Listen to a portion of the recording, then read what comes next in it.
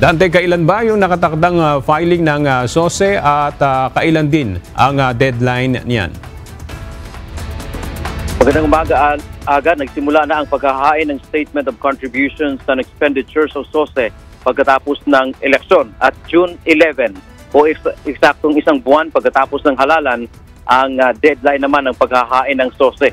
Ang SOSE ay itemized na kabuuang ginastos ng isang kandidato sa panahon ng kampanya kapag national candidate ay mula February 11 hanggang May 10, 2025 ang coverage ng kanyang SOSE.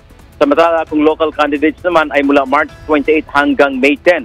Sa ilalim ng batas, 3 piso kada rehistradong botante ang maaaring gastusin ng isang kandidato na may political party at 5 piso naman kapag independent. Babala ng komisyon, kapag bigong magsumite ng SOSE kahit nanalo pa ay hindi makakaupo sa pwesto. Kapag 2 beses na hindi magsusumite ng SOSE ay tuluyang madidiskwalipika na sa pagtakbo at kapag kasobra naman o itong tinatawag nilang overspending ay maaari.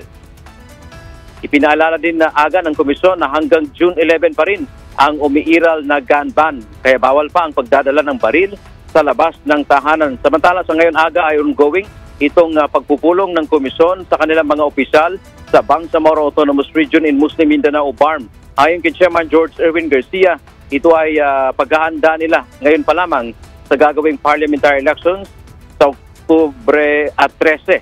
Nais malaman ng COMELEC kung ano ba ang isyo noong halalan sa rehiyon, kabilang na ang isyo kung bakit nahuli o itong late na nagpapadala ng election result ang Bangsamoro Region, particular papunta sa National Board of Canvassers.